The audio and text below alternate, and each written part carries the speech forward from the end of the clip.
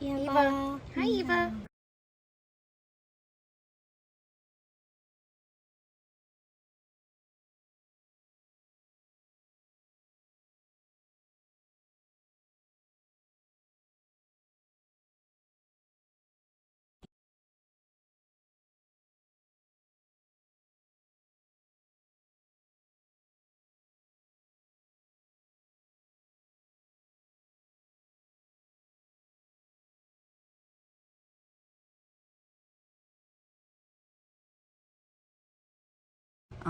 Basically, she is a woolly Pomsky. She is F1, but she's just super tiny, and she's changing from puppy to adult coat right now, so she doesn't have as much super long downy hair yet.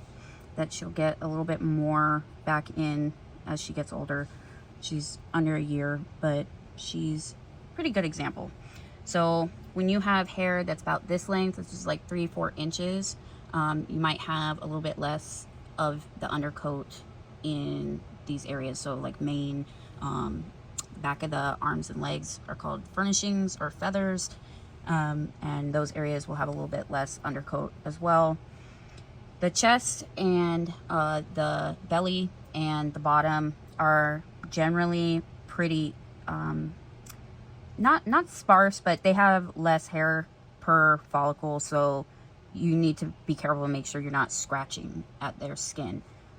Generally, what I recommend everybody do is about 3 swipes and then move spots. You can come back to that spot, but keep moving and then kind of go in like either a circle or lines, pattern, whatever. So you can pretty much start anywhere. It doesn't really matter if you start in one section and then move back or forward. But because they are coated like this versus a flat or standard coat Pomsky or standard coat Siberian, we're going to brush against the long guard hairs. Whereas if you have a standard coat, short coat Husky or a Pomsky, you're going to brush with the hairs. It can be very painful to them if you brush against their hairs. But these long hairs with the thick undercoat, you can kind of pull up a piece, separate it down to the skin.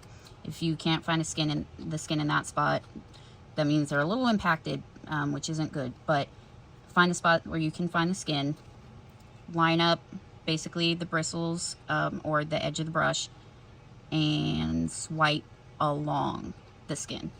Okay? Do not dig in to where you're scratching at the skin. It's very painful. You got to be careful. So keeping your hand on the longer hairs that you haven't gotten to yet, it allows you to then move closer to your hand a little bit and pull them the direction you're going little by little instead of big patches one by one. That helps break up any little tufts of impacted hair or, God forbid, mats. If there are mats, there really shouldn't be. The Pomskies don't really mat very easily, so if you have mats, you have bigger problems. You should probably see a groomer for that. If you try to cut them out, there's a high likelihood that you can actually cut their skin or cause even hematomas under the skin. It's really dangerous, so don't try it. Also, don't try shaving a Pomsky or a Husky ever, unless it is for life-saving reasons and is recommended by a vet, emergency personnel, or your groomer for, like I said, health and safety reasons. Do not ever shave them. Yes, some get shaved and their hair grows back perfectly fine, stronger than ever in, a couple of months. But more often than not, that doesn't happen. It's actually really disruptive to their hair growth cycle, which does in fact have to do with the sun and the moon. I know it sounds crazy, but for instance, a lot of Huskies that live here in Alaska and other double-coated breeds will have to be on melatonin because we get less daylight in winter and more daylight in summer, and it can really disrupt their hair growth cycles. Part of that has to do with their sleep causing the disruption. Obviously, if there's more light, they're going to get less sleep. If there's less light, they're going to get more sleep, and that can really mess them up. And like everything, it does affect hair, skin, nails, all that good stuff. As you can see, she's not got a ton of undercoat right now, but like I said, she's in the middle of changing over coats, but it's really good for our purposes right now to showcase how you should be using the brush. And as you can see, pretty much just this side of the brush has been used and has gotten some hair out. Just for information, I'll show you the same thing with the Chris Christensen. These are not tipped, by the way, and there are a lot of these bristles, so you need to be very careful to not hurt the skin. 1, 2, 1, 2, 3, 3, move a little bit. Move a little bit. Make sure also you don't want to pull up and out from the skin. You want to go along the body. Along, not up. Up just pulls the skin. And I'll show you what her feathers look like. As you can see, the feathers go this way. They go up towards her belly or underside. On this side, on the underside of her arm, they go the other way. They angle downward. We're gonna go with the hair direction on the feathers just because, like I said, they have less downy undercoat, and that can be kind of painful to bend the shaft of the hair backward. I know that tickles, Eva. Okay, same thing for under the belly. There's not a lot of downy undercoat here, so you want to be careful. Hold the hair down a little bit so it doesn't pull on the skin as you brush it. Okay. Obviously, I'm not giving her a full brushing right now. I'm just trying to show you what direction you should be going for different parts of the body. Okay, same thing here that we were doing on her ribs.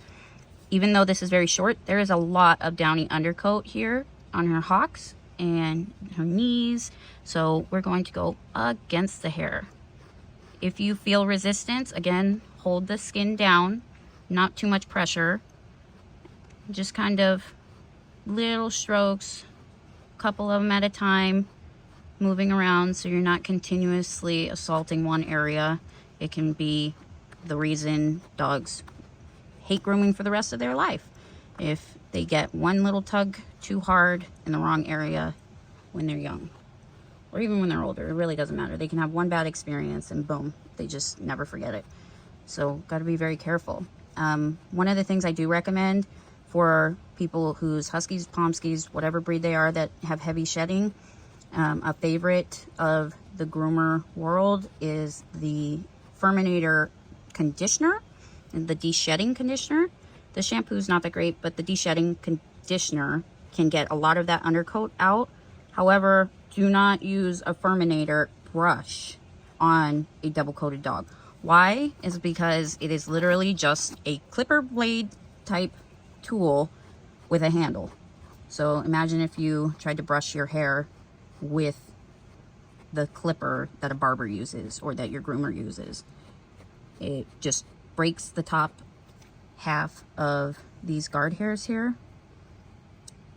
It will drag them and snap them in half, so then you'll get no protection of that undercoat, and then you'll have all sorts of coat damage that will be quite a big issue going forward in your dog's life.